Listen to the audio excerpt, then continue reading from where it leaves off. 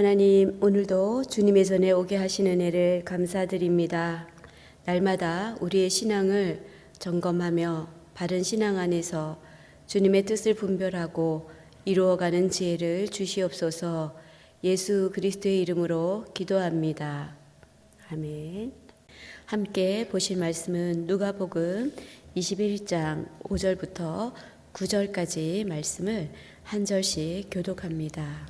어떤 사람들이 성전을 가리켜 그 아름다운 돌과 헌물로 꾸민 것을 말하며 예수께서 이르시되 너희 보는 이것들이 날이 이르면 돌 하나도 돌 위에 남지 않고 다 무너뜨러지리라.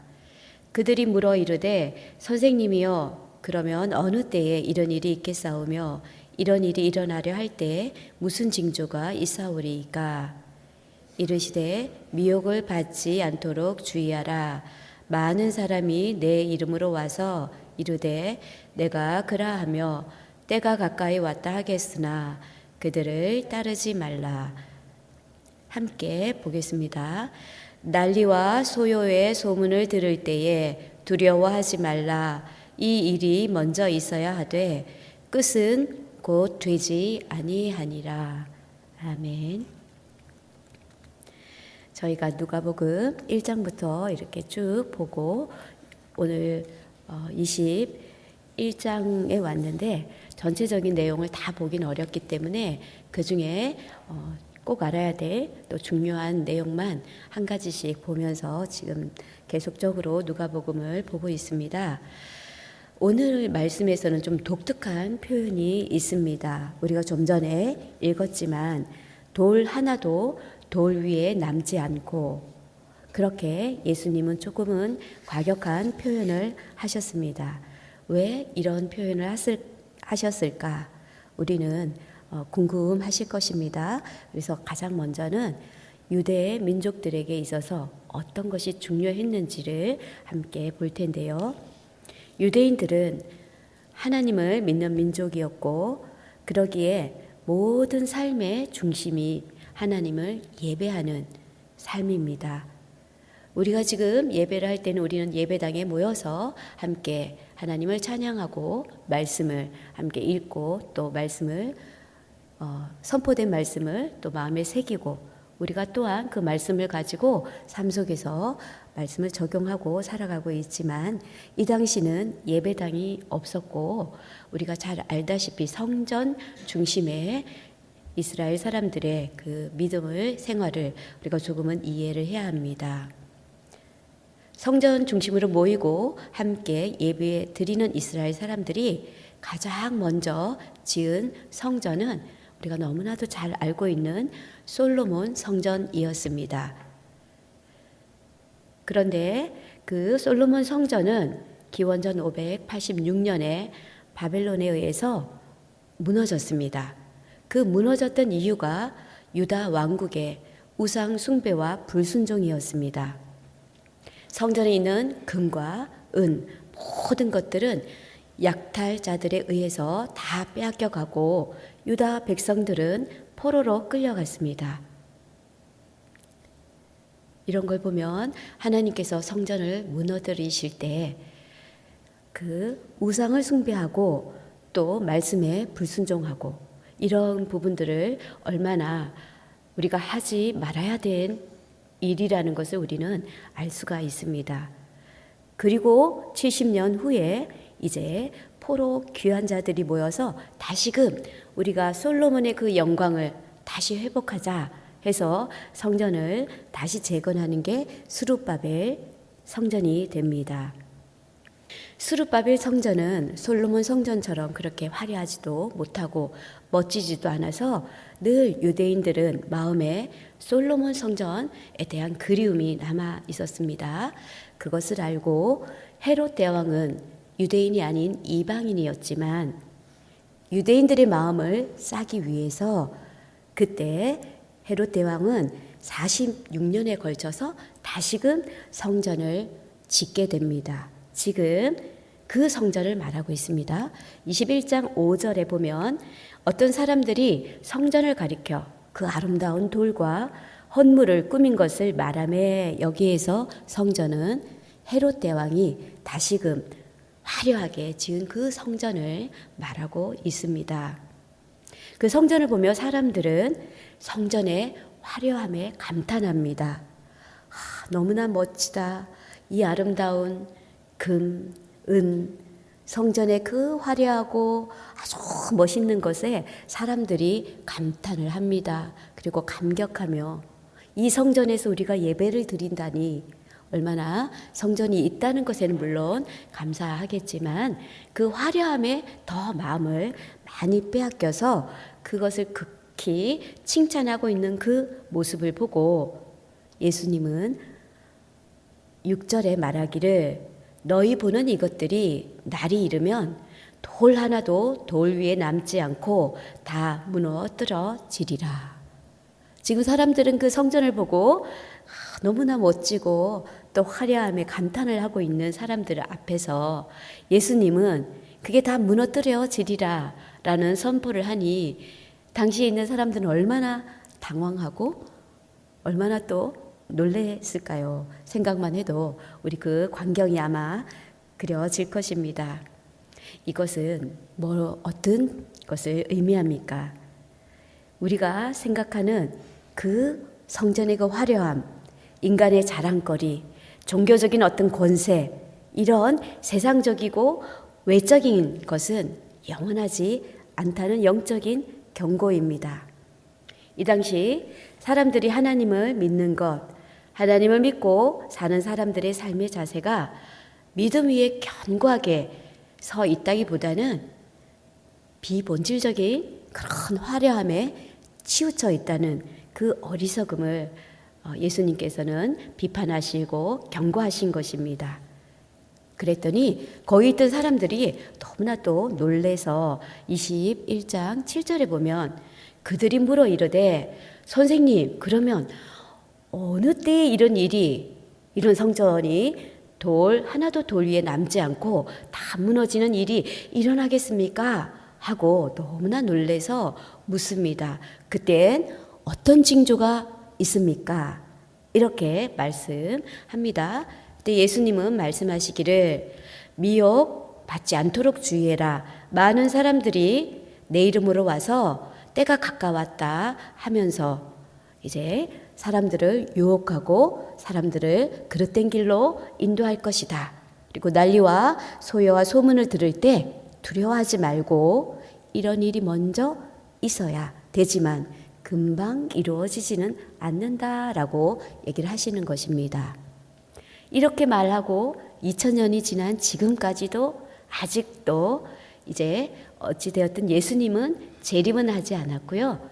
이렇게 예수님이 이제 하나도 돌 위에 남지 않고 무너지리라 이렇게 성전에 대해서 선포하고 그 이후에 이제 진짜 이 성전이 무너집니다. 40년 지나서 그 화려한 성전이 진짜 무너지리라고 누가 알았겠습니까? 그러나 예수님은 미리 그 선포를 이 당시에 하신 것입니다. 예수 그리스도의 그 선포는 참으로 그 당시 있는 사람들에게는 너무나 놀랍고 또 당황스러웠지만 예수님의 말씀은 이루어지신 것이지요. 자, 우리는 이 본문을 보면서 자, 그러면 우리 이 예배당이 언제 무너질까?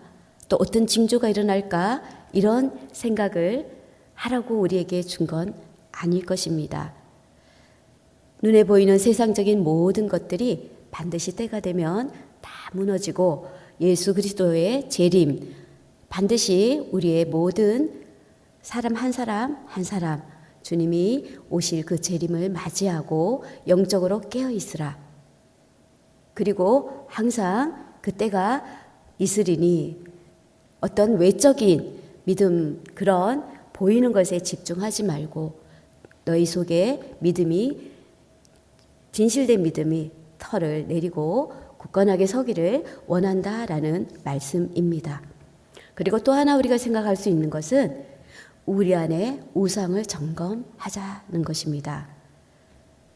왜 이렇게 성전을 무너뜨리고 다시 세우고 또다시 무너뜨리고 왜 이랬을까요? 이스라엘 백성들은 성전을 하나님이 계시는 곳이라고 해서 그 두렵고 떨리는 마음으로 예배를 드려야 함에도 불구하고 그런 것보다는 성전을 우상화했습니다. 그래서 거기에 모든 것을 본인들의 정말 금이나 동 다 바쳐서 하나님의 멋진 성전을 짓는 그 진실된 마음은 하나님께서 기쁘게 받았겠지만 밖은 화려하고 속은 텅 빈 믿음 생활을 하게 되었다는 것입니다. 그렇다면 우리가 지금 믿음 생활을 할 때도 우리 속에 무엇이 자리 잡고 있는지, 내 마음에 내가 하나님을 잘 믿고 복을 받겠다, 나쁘진 않습니다. 그러나 이 복이 나에게 우상이 되어서 하나님의 뜻과 상관없이 그 복을 쫓아간다면 우리는 반드시 이것 또한 무너져야 되는 것입니다. 내 안에 어떤 것이 우상이 되어 있을까? 때로는 하나님 자리에 내가 앉아 있을 때도 있고, 또 때로는 자녀들이 앉아 있을 수도 있고, 또 때로는 여러 가지 우리가 생각지도 못한 그 부분 때문에 하나님께로 가까이 오는 것은 중요하지만 더 깊게 우리의 내면을 살펴보았을 때 하나님 자리에 다른 것이 있다면 하나님은 우리에게 말씀하실 것입니다. 그것이 무너져야 할 것이다. 가장 중요한 것은 내 마음에, 우리 가정에, 우리 교회의 주인은 예수 그리스도가 되어야만이 우리의 신앙은 어떤 상황에도 흔들리지 않는 믿음으로 잘 장착될 수가 있고 또 바르게 성숙될 수가 있습니다. 우리 안에 우상을 점검하시기 바랍니다. 항상 우리는 본질적인 것과 비본질적인 그 경계선에서 항상 우리가 굉장히 방황할 때도 있습니다. 내가 추구하던 것이 오랜 시간 기도하던 것들이 이루어지지 않았을 때는 때론 다 무너지는 것 같은 그런 아픔도 느끼지만 그것이 무너지고 나면 하나님께서 또다시금 새롭게 일어나게 하시고 그리고 우리에게 또 깨달음을 주시고 이렇게 해서 날마다 우리 믿음은 말씀 위에 흔들리지 않게 세워지기를 주님께서 원하시기 때문에 끊임없이 어떤 기도 제목 가지고 우리를 몰고 가시지만 그 우리가 원하는 그것이 만약에 우상이 된다면 주님은 이렇게 말씀하실 것입니다. 돌 하나도 돌 위에 남지 않고 다 무너뜨리리라. 그래서 다시금 우리를 더 주님의 형상을 담은 아름다운 모습으로 창조하시기를 원하실 것입니다. 자, 우리 모두 끝까지 깨어 있어서 믿음을 가지시고 주님의 오실 때를 기다리며 흔들리지 않는 모든 믿음의 성도님들이 되시기를 간절히 바랍니다. 다 같이 기도합니다. 하나님 아버지, 우리의 신앙이 바르게 자라고 성숙된 믿음의 사람이 되기를 원합니다. 거칠에만 하는 신앙이 아니라 주님을 모시고 살아가는 참된 믿음으로 살아가게 하여 주시옵소서.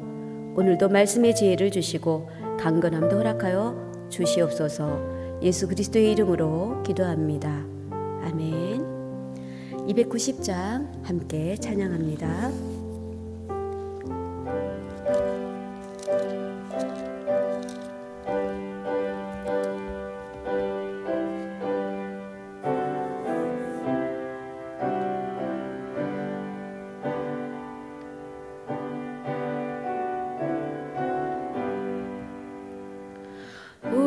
우리는 주님을 늘 배반하 내 주 예수 여전히 날 부르사 그 참되신 사랑을 베푸시나니 내 형제여 주님을 곧 따르라. 주 널 위해 비네 주 널 위해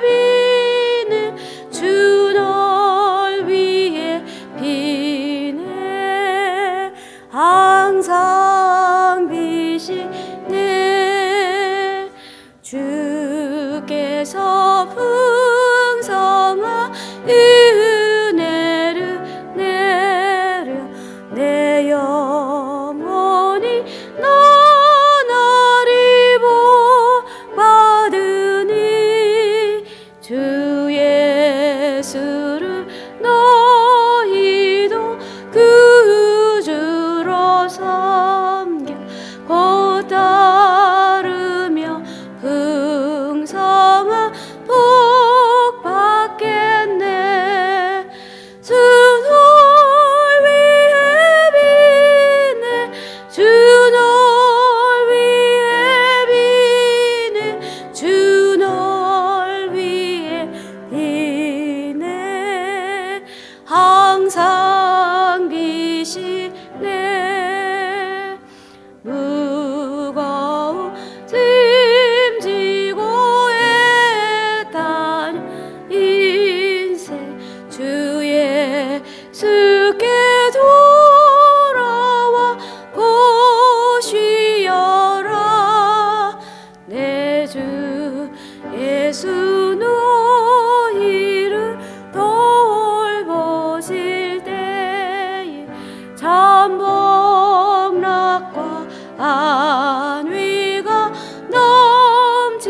넘치겠네 주 널 위해 비네 주 널 위해 비네 주 널 위해 비네 항상 비시네 주기도문으로 마치도록 합니다. 하늘에 계신 우리 아버지, 아버지의 이름을 거룩하게 하시며 아버지의 나라가 오게 하시며 아버지의 뜻이 하늘에서와 같이 땅에서도 이루어지게 하소서. 오늘 우리에게 일용할 양식을 주시고 우리가 우리에게 잘못한 사람을 용서하여 준 것 같이 우리 죄를 용서하여 주시고 우리를 시험에 빠지지 않게 하시고 악에서 구하소서. 나라와 권능과 영광이 영원히 아버지의 것입니다. 아멘. 주님을 크게 부르짖고 또 응답받는 귀한 시간 되기 바랍니다. 주여